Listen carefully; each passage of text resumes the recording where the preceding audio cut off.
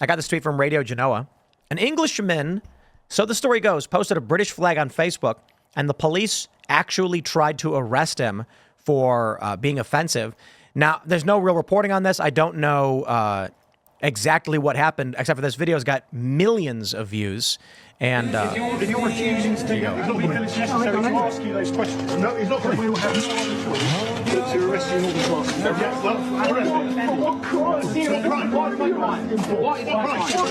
Tell me what crime. 127. Okay, which says what? Which says what? Where you post something that causes gross offence or of a menacing character, which causes a person anxiety.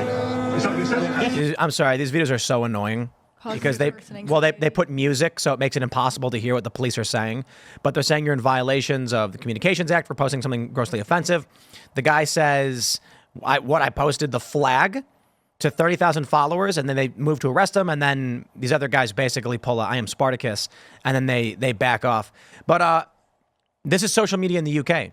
And you can Google all of the stories of people who have been arrested in the UK. Take a look at going back to Count Dankula in Scotland. He made a video of his dog raising its paw, and then he was basically having the dog do a Nazi salute as a joke.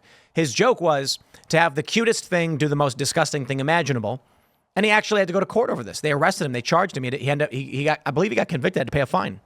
This is the UK on social media. You post your opinion, and now apparently it's the flag of your country, and they're going to try to arrest you. Is it out of context? What was the context of that post? I wish I could see it. I imagine it's something like maybe he responded to somebody by posting the flag or something. But either way, the UK is screwed. Yeah, a lot of these arrests, you'll hear these reports, it'll be like 70-year-old man sentenced to 5 years behind bars for something he posted wherever. Like, the UK is such a bizarre place because they view people who say, like, hey, I like being British and I like my country as some sort of threat now. And that's how you lose your country, right? I mean... Oh, they lost it. It's one thing to be actually threatening, but these kinds of, and I feel this way about hate speech in America, these kinds of vague claims of like this cop is saying, well, you posted something that could give someone anxiety. Well, look, I think this is coming to America. If you look at what Tim Wall said the other day on the news, right to free speech isn't guaranteed. The left in the United States are already talking about some things being beyond the pale of being protected under free speech. So, I mean, this is just an omen to just cherish what we have in America even further. You can't rely on other people to give you free speech. We need to build systems that are the freedom is integral in the system. It used to be where you just had gun rights, property rights, get off my lawn, I can say what I want, we're all armed, we're not going to mess with each other, we agree. But when you have central overlords trying to mute this and that, you need systems that can't be censored if you want free speech, literal free speech. Of course, that doesn't mean there's no consequence for certain types of speech. Dude, it's been a decade. Where are any of these CEOs to actually do this? Jack Dorsey was talking about, like, well, we're going to make, you got to make a system where you can have encryption end to end, and then people can't be censored. And then he did nothing. I think because the video is so slow on decentralized systems, on like mesh networks, takes so long for like BitTorrent to like load a video or something. And so people just go to what's convenient. And I mean, God, the technology is amazing. Without YouTube and Google's central systems, this TV show, the ability to produce at this level is phenomenal for our consciousness as a species. But the danger of centralized systems getting hijacked is like paramount. Like, free speech allowed us to get to the point where we could build this stuff. We needed to argue and make better stuff, and fuck the government. I mean, that's the way we build as a private entities these amazing systems so that we can have a great government. And that's why we have a First Amendment of freedom of speech and assembly to make these kinds of things. But so I feel like it's out there. The threat is coming from out there. I know it's just like it runs through every man, like the desire to censor, and we need censorship when it's righteous. Damn, man. It's just a tumbling cascade of what do we do? We are moving in the direction of global totalitarianism. Especially when you evaluate how many links are disappearing from the internet. I don't know if you've also done analysis on that. There are so many links going away from the internet. Information, old articles, paid for hosting. All hosting platforms are just getting taken off. Links are just going away. they want to control information. Information's currently at your fingertips. So this is why what Elon's doing is such a big problem. This is why I support the mission however I can, pay for Twitter Blue, encourage others to get on, because what Elon is doing is contrary to what the World Economic Forum is pushing, right? This idea of controlling information. The censorship is certainly out of control, and the United States, we just need to cherish what we have access to. There are these technologies called the perma web, where it's like Arweave is a company that works on the perma web, where it can't be censored, it can't be changed. Once something gets written to the database, it's permanent. But the problem with that is if you're 14 and you post some racist joke and you don't know any better, it's permanent forever. Like, you can't delete your post. Like, oops, I made a mistake. That's there forever. So there's a value to being able to kind of like walk away from your past and become a new, better person without it following you everywhere. You used to be able to just move to a new city and kind of start a new life. And if there's a permanent database of everything you've ever said and done, then that's also kind of dangerous. But for some authority to be able to change and twist your life from a distance digitally, like that's super dangerous and crazy.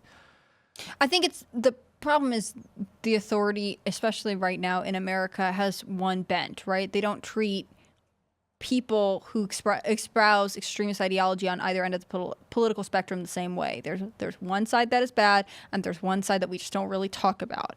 I could understand the idea like, people post things online they don't really mean, or it's a bad joke or whatever else, and you want them prosecuted for that. But also maybe we should become a culture that doesn't post all these things online. And obviously a little bit intense for me to be here on an internet-based podcast to say that. On the other hand, I think that people do make their bones right now on the internet saying shocking things to get attention and to build a base. And sometimes they use that platform for good and sometimes they don't.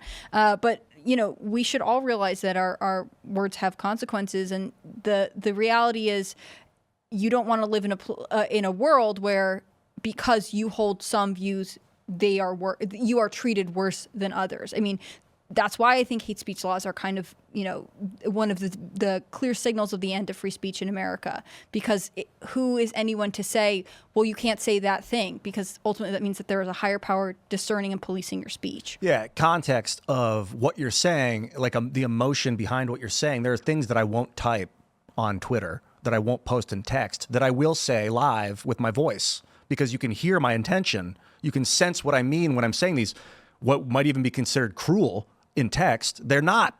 It's just they have to be communicated properly. Imagine tweeting at Ian, "You smell bad," right? Yeah. The interpretation of that tweet would be insulting, derogatory.